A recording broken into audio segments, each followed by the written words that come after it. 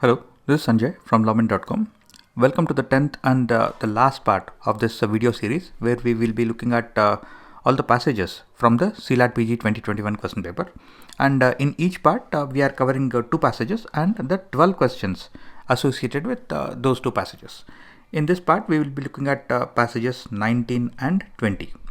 Now, passage 19 is from a case titled Padia Timber Company versus the Board of Trustees, Visakhapatnam.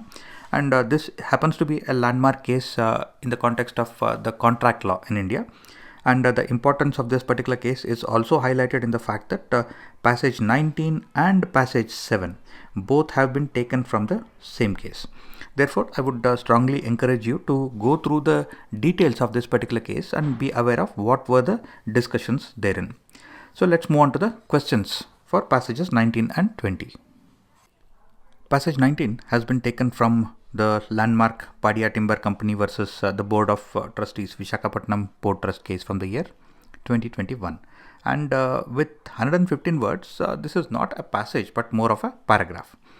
Now, when you look at both passages 19 and 7, which happens to be from the same source, there is a small discrepancy which it goes like this. That is the Haridwar Singh versus Bagun Sumbrui case has been mentioned with 2 different references in both the passages.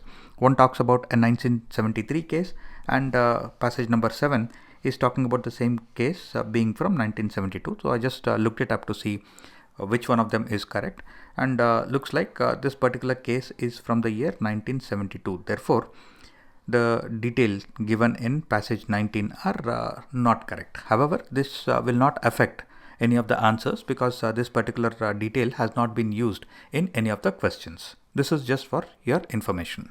So let's move on to the first question for this particular passage.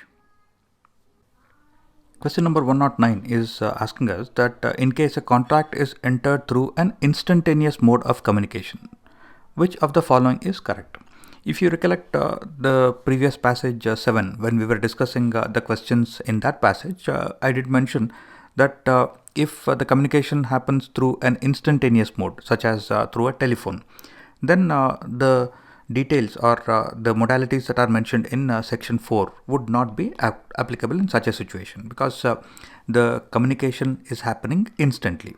So the traditional rules such as the communication of an acceptance is complete against a proposer when it is put into the course of transmission and against the acceptor when it comes to the knowledge of the proposer. So all such details will not be applicable there.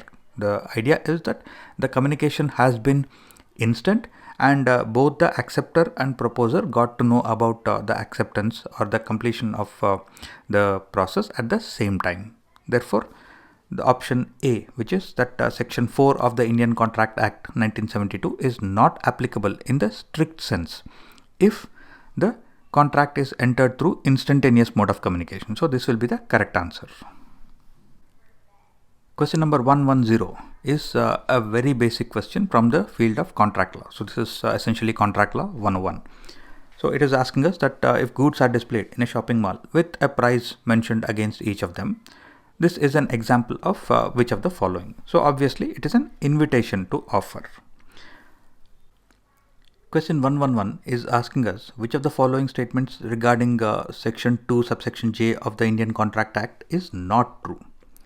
Now this is a general awareness question because if you are aware of what exactly this particular section 2 subsection J says, then you will be able to identify that answer choice C is the correct answer. This says a contract which ceases to be enforceable by law becomes void when it ceases to be enforceable.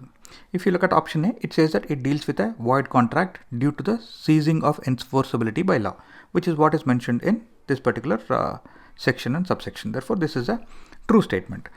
Option B says it deals with a contract which is not void from its inception but later becomes void because it becomes void due to the act of a legislation or some statute or by law. Therefore, option B is also correct.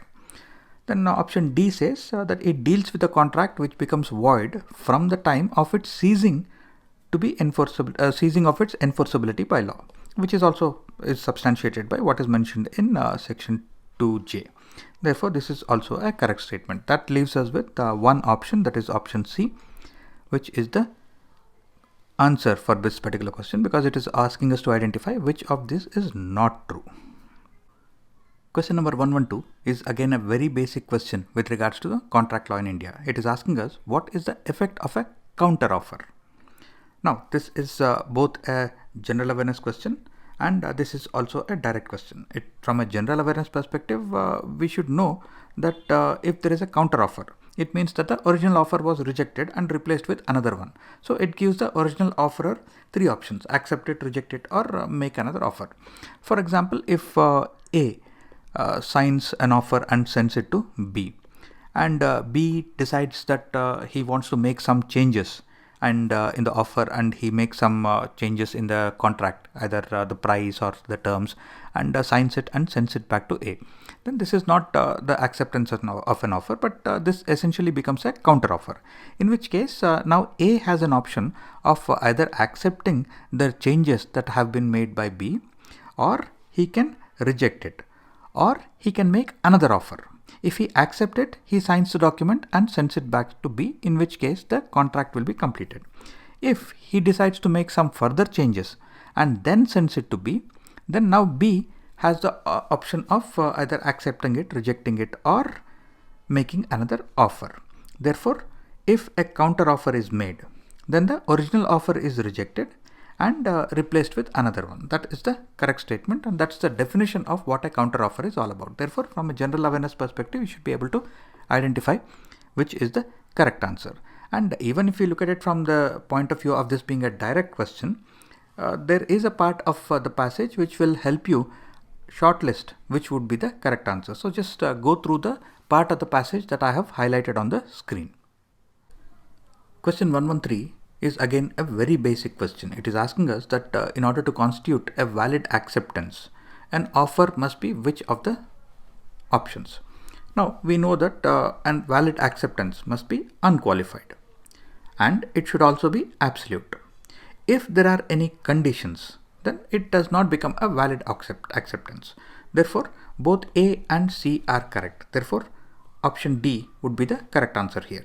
So you can answer this question both from a direct perspective by just looking at the options and selecting which are the correct options and identifying the correct answer therein. Or you can also look at the passage, and there is a particular part of the passage which you can read, which will also help you identify the correct answer. Or it is also a general awareness question, because if you look at what is mentioned in section 7 of the Contract Act, then you'll be able to answer this question easily. The correct answer here is option D. Question number 114 is again a very basic question that is talking about the basics of contract law in India and what exactly is a valid contract. So this is both a general awareness question, because if you read through the answer choices, you should be able to select the correct answer. And this is also a direct question, because again, if you read through the answer choices, the answers are available therein.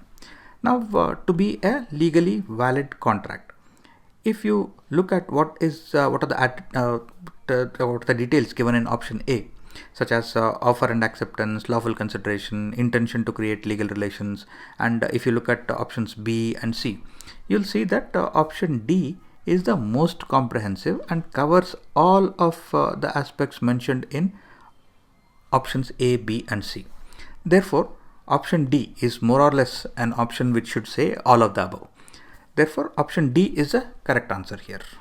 Moving on to the next passage, passage number 20. This has been taken from a case titled Tata Housing Development Company versus Alok Jagga from the year 2019, and the length of this passage is 181 words. You can pause the video here and read through the passage before we move on to the questions.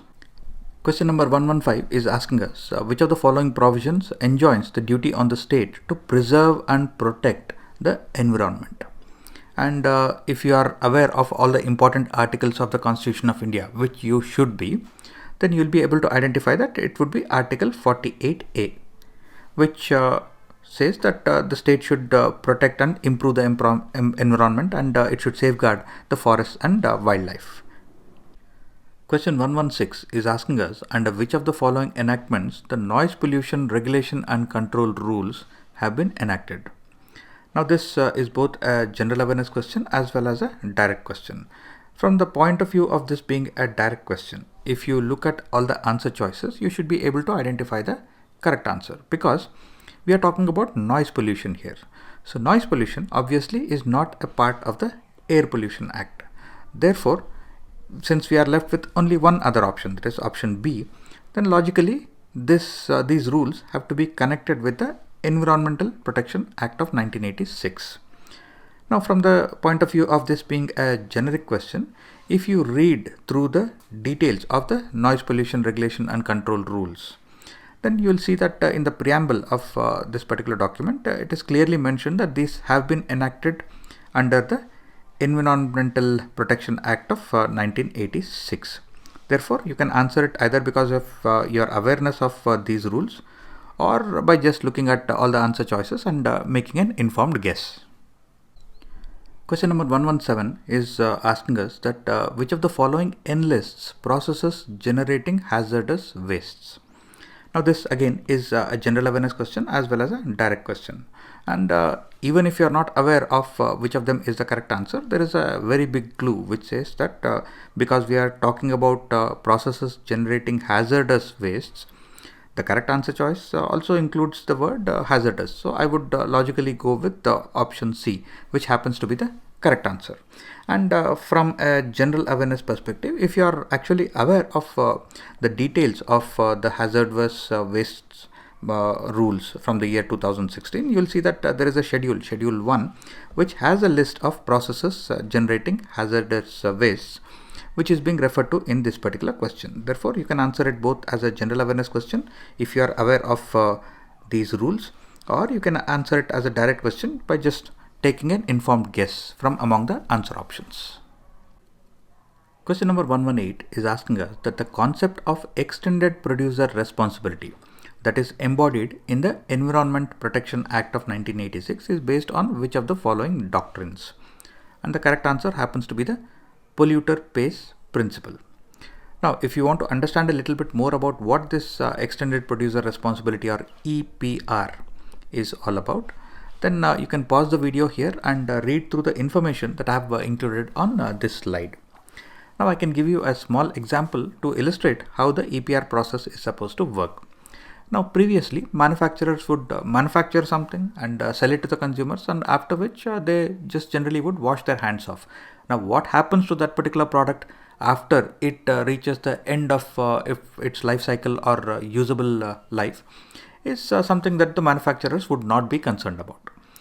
But with the advent of the EPR or the extended producer responsibility principles, you can see that more and more manufacturers are offering customers a way to recycle or reuse the products that they have previously sold. For example, your laptop batteries. So laptop batteries, they would work for a typical period of 5 to 7 years, after which they have to be replaced. So when you replace the batteries, if you just dispose them off in your regular garbage, they end up polluting the atmosphere because they contain quite a few harmful or poisonous elements. Now, what the manufacturers do is they make an announcement, or they offer the customers saying that when you are replacing the battery, please return the battery to us. Return the battery to either by post, or you can drop it off at one of their service centers, and they assure you that they will dispose it off responsibly, or they will reuse the components of the battery and remanufacture it. Therefore, the extended producer responsibility means that the manufacturer is not going to wash their hands off once they have sold the product, but they need to provide an avenue for the customers to reuse or to recycle the product once they are done with using it. Question number 119 should read when did the Environment Protection Act of 1986 come into force?